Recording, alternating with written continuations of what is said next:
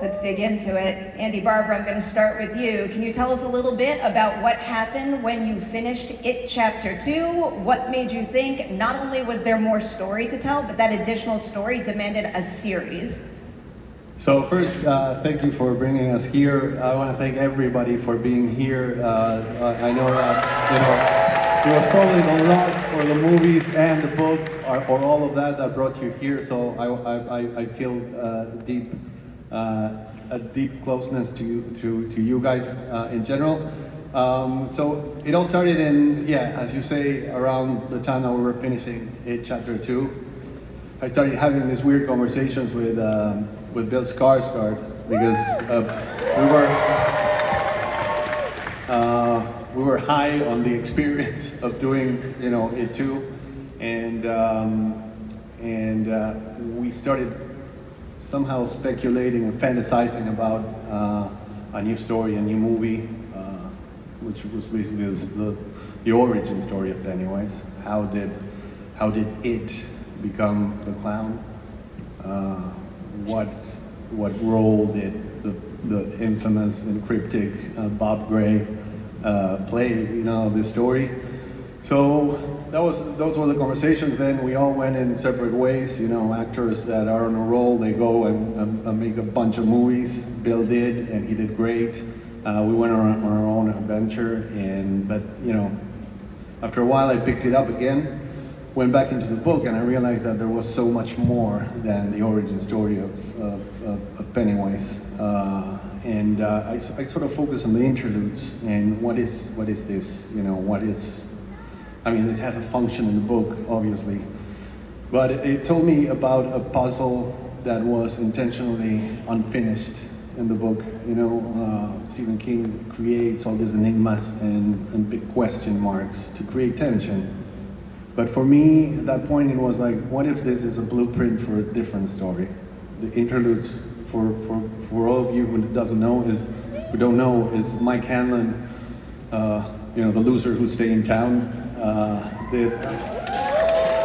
played by the way, by Isaiah Mustafa on It too, and Chosen Jacobs in Chapter 1, wonderfully. Where's Isaiah? There he is! Spotlight! So he wrote all this, the interludes are a document that is a product of his investigation, which is a very fragmented document where he compiles all the experiences of people in the past and where he tries to basically figure out what it is, but it's inconclusive. It's inconclusive. It's all informing, somehow what it is, but we are left with more questions than answers. For me, those interludes were kind of a blueprint for a different story, a hidden story, a story that is not told forward, but a story that is told backwards, and has as a final conclusion the events in which it became Pennywise. Of course, there's more to it. There's a reason and there's a secret why we're telling the story backwards. I can't tell you now, but I guess you have to see the show. But it's a fascinating.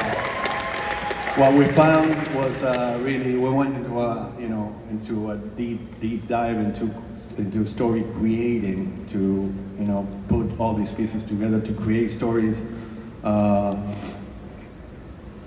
And blend all these pieces of the puzzle together, but also we found, a fascinating story on our way there.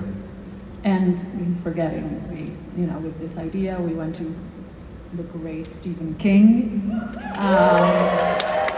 who loved the idea and supported us. And it was early 2020. We talked to Warner. They bought it in the room, and here we are. To build on some of what you said a little bit, can you two walk us through a couple of untapped specifics from the novel that you wanted to incorporate here, and maybe also tell us about the 1960s being the primary setting, maybe why that setting best aligned with the themes and ideas you wanted to explore with the show? So 1962 is according to our timeline that we did in the movies, because obviously in the book it's 58. We translated that to 89. So our first step into a journey towards this, fascinating incursion into the past is 1962.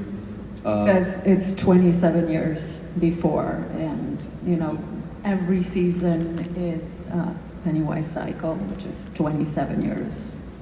It's a previous cycle, which is for us, very special also because 1962 is closer to 1958 in a way. So what we couldn't do in the movie in terms of era, because we transposed it to the 80s, we're doing now. So I feel that this, in many ways, this first season is closer in spirit and also in textures and feel to what the book was, even though it's not the same characters.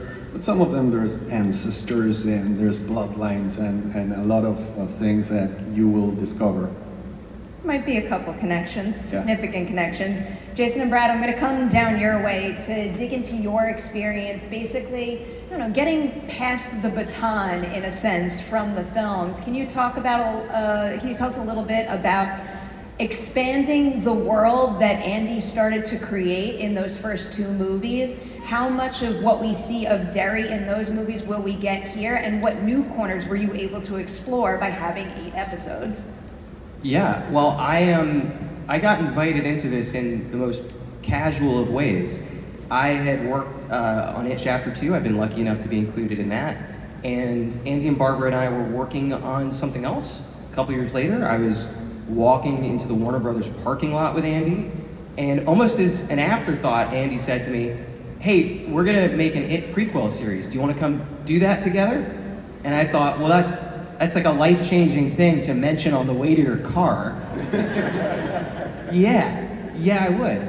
And so the conversation sort of sprang from there, and Andy and Barbara and myself and Brad, I think we all were curious about some of the same mysteries buried within those Mike Hanlon interludes. We all had some of the same questions that had rattled around in our heads as readers and viewers for many decades, certainly since before we were able to join the franchise. And so we had a lot of questions we wanted answers to. Why does It, a being of pure light who could journey anywhere, decide to come back to Derry time and again in its hunting grounds?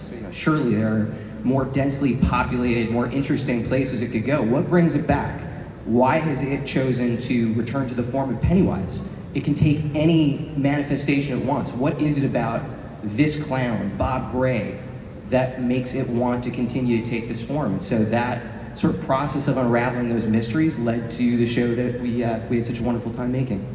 Yeah, I come off a line of shows. I love doing complex, interconnected, very character-rich shows, and Andy and Barbara really wanted to do something like that, and setting it in 1962, 27 years before Andy Barbara's movies, which was 1989, that was very interesting to me, particularly when you're dealing with a monster, a creature, an interdimensional creature who uses fear and hatred to divide, and you're talking about 1962 in America. Well, that's a very rich and specific area to mine, and that was really interesting to me. The social and the social implications of that, marrying that with the horror of It and the themes of Mr. King's book. So it was a fun, rich world to play in.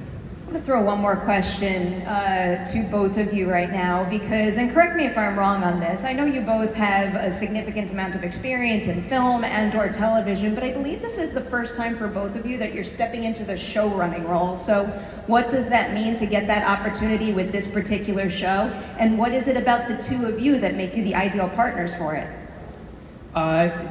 Truly, the creative experience of a lifetime. I had never had an opportunity to work in television as a writer. I'd acted in TV a little bit. I had never had a chance to run a show. So to be able to do it with, collaborators like Andy and Barbara and Brad, it was a real extraordinary experience. And to get to play in a universe that is, It is my favorite horror novel of all time. It is my favorite horror film, I think, of all time. So this was, as a fan, the opportunity of a lifetime. Yeah, I have to say, in an extraordinary way, Andy and Barbara were so generous with our contribution to the story, to the world that they created initially. The initial room where we broke the story was me and Andy and Barbara and Jason and this incredible writer named Cord Jefferson. And we just there were no holds barred, there were no guardrails. It was all fresh snow. There was no, I made these 2 movies and we need to stay within these parameters. Andy and Barbara were, let's go for it. It's 1962 in America. Derry is a microcosm of America. What do we want to tackle? The themes became very obvious, and the scares just from that came spilling out. I can't wait for people to see more of this. It's like you think you got a taste via that clip. You have absolutely no idea.